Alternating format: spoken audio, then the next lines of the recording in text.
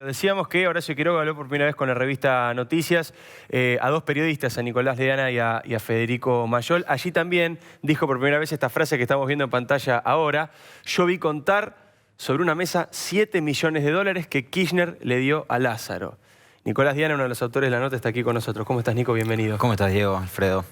Bueno, muchas gracias por venir. La primera cosa es qué impresión te dio a vos cuando te enteraste que había muerto Horacio Quiroga, lo estabas frecuentando, seguías tratando de entrevistar a él. ¿Qué te pasó por tu cabeza periodística, no?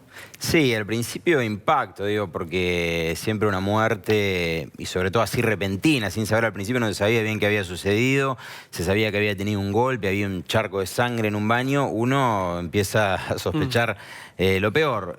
Mucho impacto. Yo había hablado hacía poco con él, la semana pasada había tenido un contacto. Digo, después de que hicimos la nota, continuábamos en contacto, de vez en cuando íbamos hablando, teníamos algún contacto. Yo había hablado con él, le había preguntado justamente por el tema de los juicios, que era algo que él venía siguiendo, si salía. Él tenía 2 juicios laborales, porque había hecho uno para EPSUR y otro para Misajar, porque él trabajaba en las 2 empresas. Y si bien tenía una sentencia a favor, estaba luchando para cobrarlo. Y obviamente él sospechaba, y lo que me iba diciendo es, bueno, me imagino que en esta situación Lázaro Báez preso, una empresa que ya no cobra ningún dinero de la obra pública, se me va a complicar mucho para cobrar esa plata. Con lo cual veníamos teniendo, y me sorprendió muchísimo. Él tenía miedo, Nico, porque Carrió ha contado que él le manifestó que temía por su vida. Sí, de hecho, cuando nosotros lo entrevistamos en el 2013, para que él finalmente se decidiera a hablar y diera esta entrevista con un grabador prendido y que se prestara a sacarse fotos para la revista Noticias, fue difícil convencerlo. O sea, él primero se acercó, nos contó que tenía algo para contar de las empresas de Lázaro Báez. Él se presentó y dijo, yo fui presidente de 2 empresas de Lázaro Báez. Al principio nos llamó la atención, chequeamos, existía, era él, había sido presidente, y empezó un diálogo. Él nos dijo, bueno, sé algunas cosas, nos fue contando a cuentagotas, con temor, y tuvimos, antes de hacer la entrevista, fueron 4 encuentros. Con el colega Fede Mayol. Uno fue en la casa de él en ese momento vivía en Puerto Madero, hubo 4 encuentros. Ya en ese último encuentro en su departamento de Puerto Madero, él se presta a sacarse unas fotos, y luego la entrevista se hace en 2 partes, 2 días seguidos, porque además fue muy larga, muy larga. Obviamente ahí se ve en la revista, son 7, 8 páginas, pero la entrevista duraron muchas horas. Nosotros fuimos preguntando, repreguntando. Después obviamente tuvimos que ir corroborando también algunas de las cosas que decía para saber si eran ciertas o no. Pero fue impactante, la verdad, cuando él nos dijo que había visto estos 7 millones de dólares que Kirchner le mandaba a Lázaro Báez. Era realmente impactante porque era la primera persona después de Fariña que hablaba de esta plata negra, por decirlo de alguna manera, de los Kirchner. Claro, porque hay que ver el contexto cuando esto ocurría. No existía el video de la Rosadita, no era este contexto político. En el año 2013 nadie decía esto que Quiroga se animó a decir. No, y además era otro Lázaro Báez también, ¿no? No es el mismo Lázaro Báez de hoy, un Lázaro Báez preso, quizás sin ya la protección de un gobierno, como en ese momento tenía, con otro poder, negociando, sí, en ese momento obra pública, haciendo obras, con mucho poder de intimidación. Era otro Lázaro Báez en el 2013, y él hablaba en ese contexto, con otro gobierno y también con otro Lázaro Báez. Ahora, Nico, de toda esa charla que tuvieron, de ese extenso reportaje, ¿se corroboró todo? O sea, no mintió prácticamente en nada de lo que le dijo. Todo lo que le dijo era cierto. Todo lo que fue diciendo, la verdad es que fue... Igual que lo de Fariña ahora, porque la verdad que lo que Fariña ha ido denunciando se ha ido corroborando todo. Sí, además él tenía mucho conocimiento de los Báez y de la familia, hasta del propio Martín Báez, que hoy está siendo también investigado. Él lo conocía mucho, de hecho en las empresas él tenía mucho vínculo con Martín Báez en estas 2 petroleras, y hasta había viajado al exterior con él en representación de estas empresas. Habían hecho viajes a Rusia, a España. Él hasta en su momento nos dio fotos que nosotros publicamos en la revista de los viajes que había hecho con Martín Báez en el marco, ¿no?, de estas 2 empresas que él presidía. Incluso Martín Báez es quien lo reemplaza como director de una de las empresas. Claro, él queda luego como director y como responsable de una de las empresas. Ahora, Nico, repasando la nota esa que les da a ustedes en el año 2013, surge un dato importante. ¿Él participaba de vuelos donde iban bolsos con guita?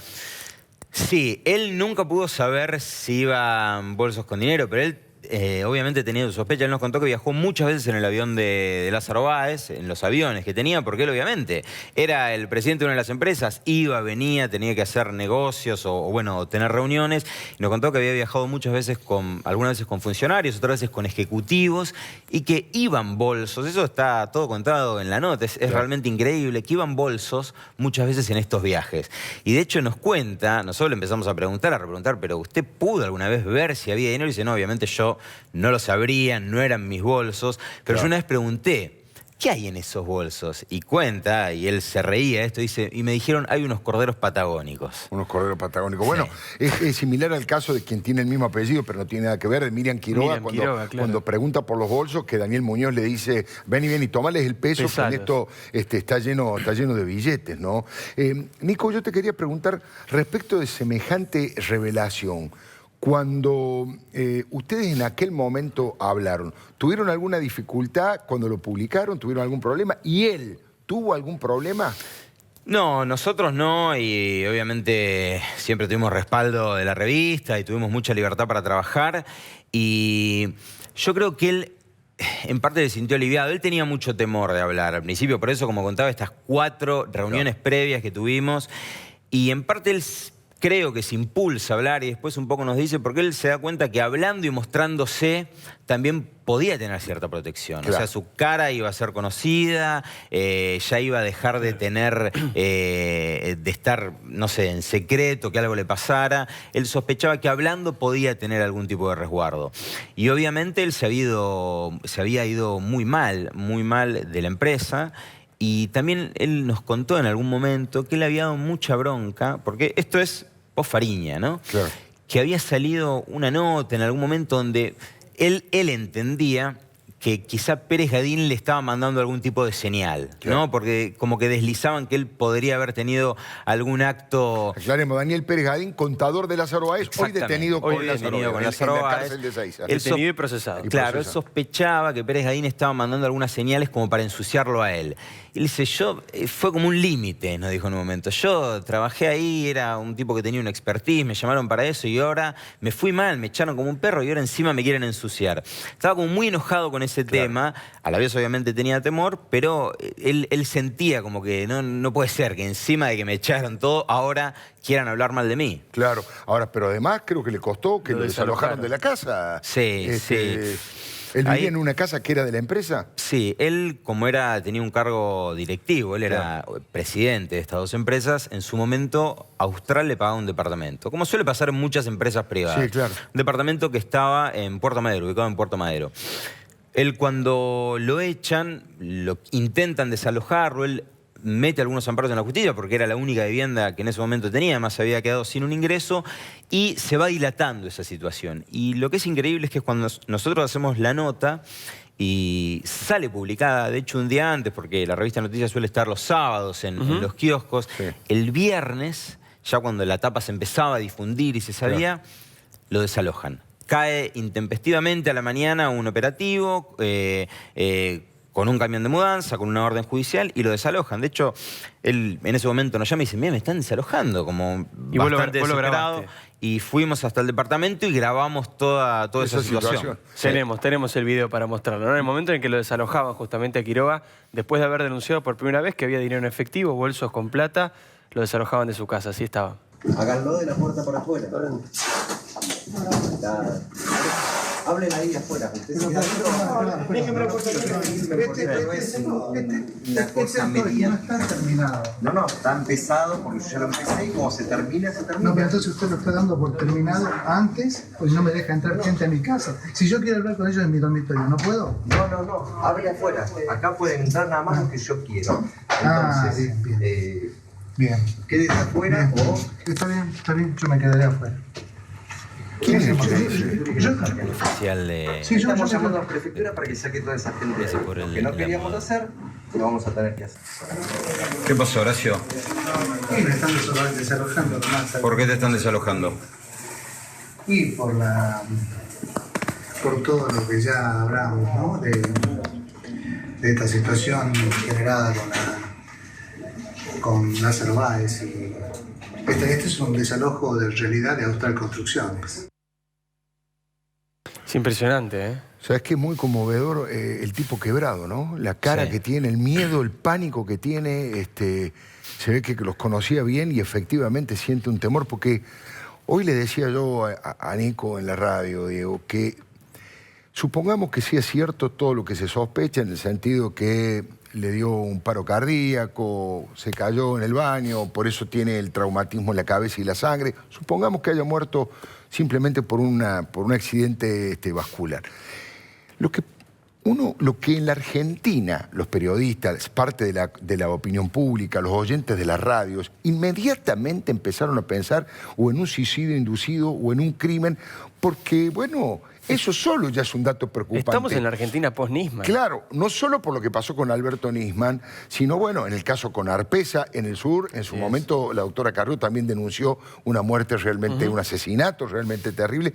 Digo, eso también hay que meterlo en la bolsa del análisis, aunque no haya ocurrido, que se nos cruce por la cabeza. Y voy un paso más allá, Recién Nico contaba todo el periplo y cómo se había deteriorado la vida de este hombre, producto de enfrentarse con el poder, porque enfrentarse con Lázaro Báez en ese momento, en el 2003, cuando Nico Diana y Fede Mayol le hacen la nota, era enfrentarse con el poder. A raíz de ahí, bueno, lo veíamos inmediatamente, 24 horas después es desalojado de su domicilio y ahí empieza un recorrido donde su salud se empieza a deteriorar, empieza a tomar cada vez más medicamentos. Digo, no es, posiblemente no es una consecuencia directa, pero está clarísimo que su vida se deterioró luego de contar a los medios lo que había visto en las empresas de Báez. Muchos medicamentos, ¿vos te das cuenta de eso las veces que has hablado con él? Él nos contó, y nosotros lo publicamos en la nota, que luego de que lo echan a fines del 2010 de la empresa, él se va muy mal, se va muy peleado de la empresa, lo echan sin darle ningún tipo de justificativo. Él obviamente ganaba un sueldo y tenía un cierto poder adquisitivo, se queda de un día para el otro sin trabajo, no podía conseguir trabajo.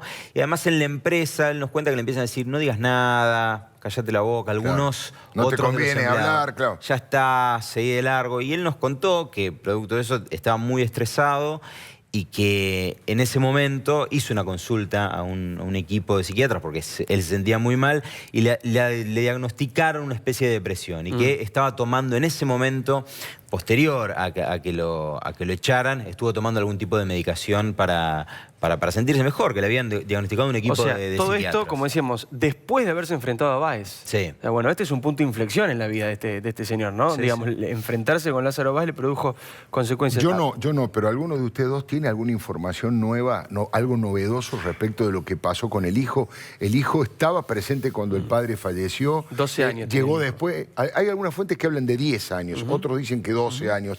Pero digo, ¿estaba presente cuando falleció el padre o él, porque creo que estaba a cargo de la custodia de la madre, o él llega al departamento y lo encuentra a él muerto? Eso todavía no ha trascendido. No está claro. No está claro. El parte inicial, el parte por lo menos que nos llegó a la radio temprano, a Radio Mitre, cuando estábamos ahí también con Nicolás Winieski siguiendo el tema, hablaba de que cuando llegó el chiquito, que es muy jovencito, 10, 12 años, es muy jovencito, muy él es el chico. que abre la puerta. Él es el que abre la puerta y todavía Quiroga estaba con vida. Estaba con vida. En un momento, digamos... Y dicen que él es el que llama al 911. Sí, con convulsiones. Es lo que dice el primer parte. Obviamente hay una investigación producto de, como decías vos, muerte por causas dudosas, muertes violentas. Se abre una investigación. Claro. Van a descartar cualquier tipo de posibilidad, pero... El primer parte policial decía eso, ¿no? Que incluso estaba convulsionando en el momento que lo vio su propio hijo, escena que debe haber sido obviamente terrible. Pero quería preguntarte, Nico, ¿por qué Horacio Quiroga, esto que declaró en noticias, esto que le contó a Jorge Lanata, también lo declaró ante la justicia, ante Casanelo? Sí, lo declaró ante Casanelo. Él primero se juntó con Elisa Carrió, con la diputada, también tratando de buscar un poco de protección, porque obviamente él tenía temor a cualquier cosa que le pudiera pasar. Ahí él le cuenta también que tenía miedo. A Carrió labran un acta ante un escribano donde él declara, cuenta y se presenta esa acta ante un escribano en la justicia y él después declara también. ¿Y confirma lo que dijo en noticias? Sí, confirma todo lo que fue contando en la entrevista, lo confirma. Sí. Yo estaba pensando que hoy la doctora Elisa Carrió hizo una presentación ante la justicia, una denuncia de que una de estas empresas que presidía en su momento Horacio Quiroga había generado un lavado de dinero de 50 millones que había recibido información al respecto.